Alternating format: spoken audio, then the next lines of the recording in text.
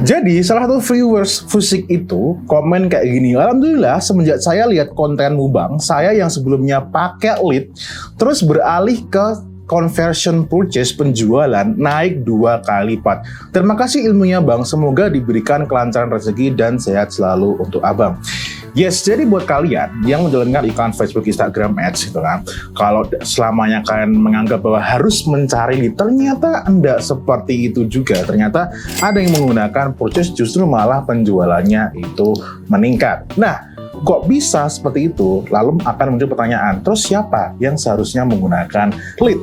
Kita akan bahas di Facebook Ads anti dukung saya terbaru kali ini. Let's go!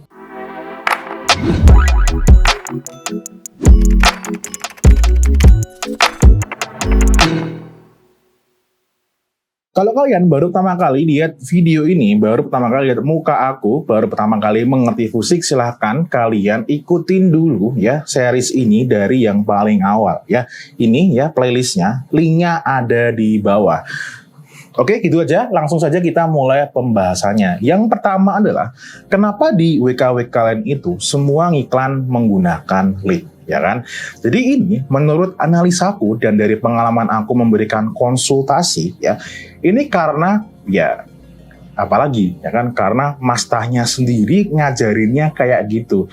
Jadi semuanya yang ngikutin mastah ya ikutin aja ya kan, dan juga karena SDM-nya sendiri ya pemahamannya cuma sampai segitu, padahal perkembangan teknologi sekarang sudah sampai melampaui itu ya kan.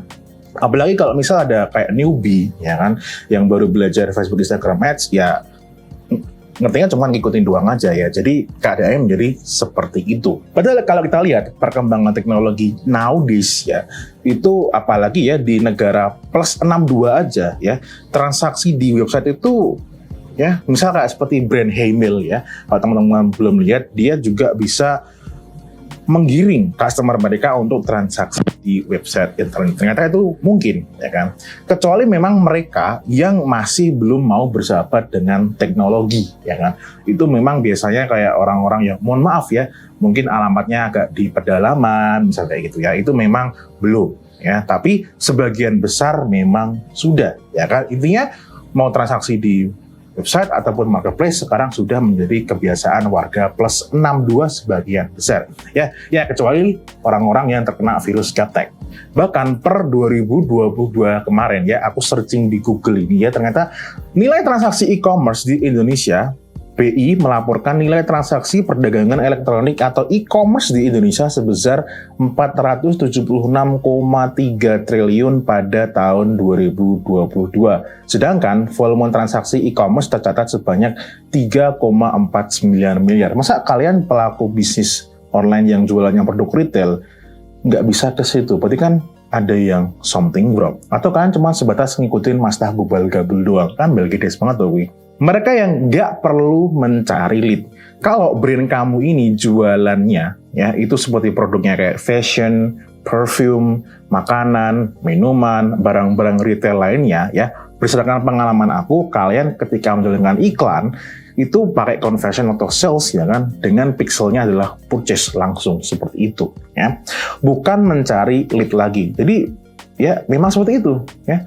Atau kalau kalian tidak pede menggunakan website, bisa menggunakan CPAS. CPAS itu apa sih? Jadi beriklan conversion, tapi mendaratnya ke marketplace, tapi bukan menggunakan link marketplace, tapi menggunakan settingan dari si marketplace. Jadi nanti di dashboardnya tetap terlihat data penjualannya dan bisa dibaca. Jadi tapi tidak menggunakan pixel dari kita ya, menggunakan pixel dari si marketplace. Nah sekarang gini ya, coba tak bikinkan coret-coretannya guys ya di sini seperti biasanya. Misal ya, ada calon customer kalian melihat iklan, ya kan, iklan kamu.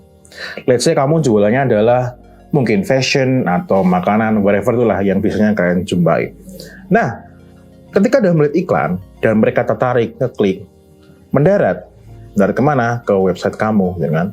Wih, tapi ya website kamu ini atau landing page kamu ini itu alay, ya kan? Harus dibikin yang panjang lebar, ada panah-panahnya, ya kan? Terus bawahnya ada jaminan garansi dan sebagainya kayak gitu ya. Terus ketika diklik itu cuma mendarat ke WhatsApp, ya kan? Padahal mereka padahal calon customer itu kepengennya apa? Ya kepengen beli, padahal kan itu jualannya adalah jualan fashion. Nah, menurut pengalaman aku, teknis-teknis seperti ini justru malah ilfil, apalagi kalau visual brandingnya juga tidak mendukung. Terus sarannya gimana? Ya, jadi kalau teman-teman berjualan seperti ini, ya barang-barang retail yang aku sebut seperti ini, maka yang harus kalian lakukan ya benerin aja websitenya. Ya, itu yang pertama, benerin websitenya, dibikin yang full purchase. Full purchase itu maksudnya gimana? Ya, jadi ya nanti di websitenya itu lengkap ya sampai ke purchase. Ya, jadi nanti di sini ada cart, ada misal terus ada checkout, ya kan, misal ada juga add payment info, ya misal seperti itulah yang nantinya ketika kalian menjalankan iklan yang ditargetkan adalah purchase, ya. Terus apa lagi ya?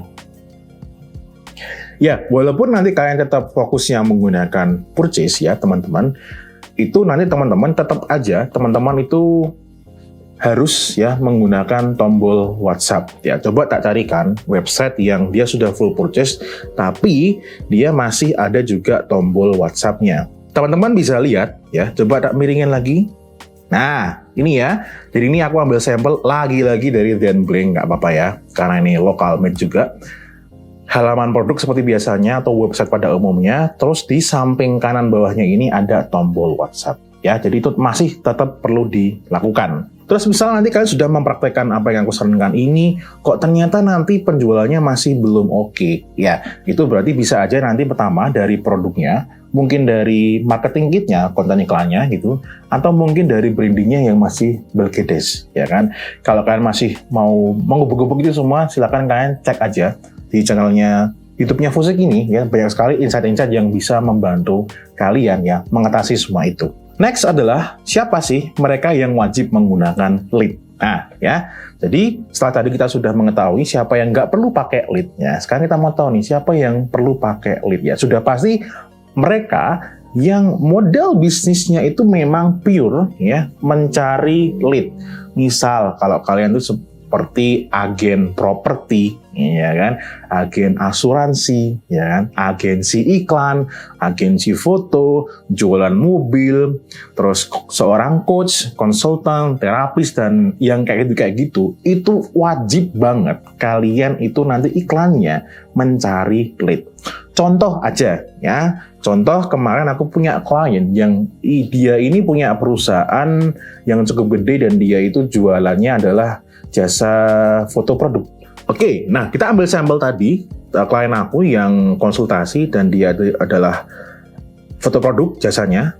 Dia caranya beriklan adalah seperti biasa iklan, gitu kan. Dimana iklan ini dia mempunyai semacam kayak penawaran yang dimana kalau kamu nanti ngeklik iklan ini atau ngeklaim penawarannya kamu dapat foto gratis berapa gitu. Seingat aku seperti itu ya. Tapi nanti kalian tidak perlu menjiplak apa penawaran yang digunakan oleh klien aku ini ya. Intinya ada penawarannya. Lalu mendaratlah dia ke landing page-nya gitu. Nah, di landing page-nya ini isinya apa? Ya, isinya di sini adalah form. Form yang simple aja, isinya adalah nama, terus brand-nya apa, Instagram-nya apa, terus dia di sini dia pinter. Dia di sini ada kapan Anda membutuhkan jasa foto ini, kayak gitu ya. Jadi dia hari ini, atau minggu ini, bulan ini, atau nggak tahu kapan. Itu dia ada pilihannya. Supaya apa? Supaya dia tahu apakah orang ini yang submit form ini prospek banget atau enggak. Kan seperti itu. Oke, setelah ngisi form, selanjutnya dia akan diteruskan ke suatu halaman. Terima kasih gitu ya, thank you. Nah, di halaman thank you ini teman-teman, inilah yang ada pixel lead-nya. Nah, jadi kalau teman-teman tadi ya, yang bisnisnya yang aku sebutkan tadi, nah kayak gini. Nanti kalian iklannya, itu optimasi pixelnya ada di sini. Oke, mencari lead. Nah, setelah kayak gini, maka tugasnya si tim salesnya dia, itu adalah nge-follow up. Ini kan, jadi dia di sini, admin, itu dia nge-follow up. Admin dia follow up. Nah, follow up ini dia bagi menjadi dua. Kalau memang hanya sebatas prospeknya nggak terlalu oke banget, dia cuma sebatas di chat aja gitu.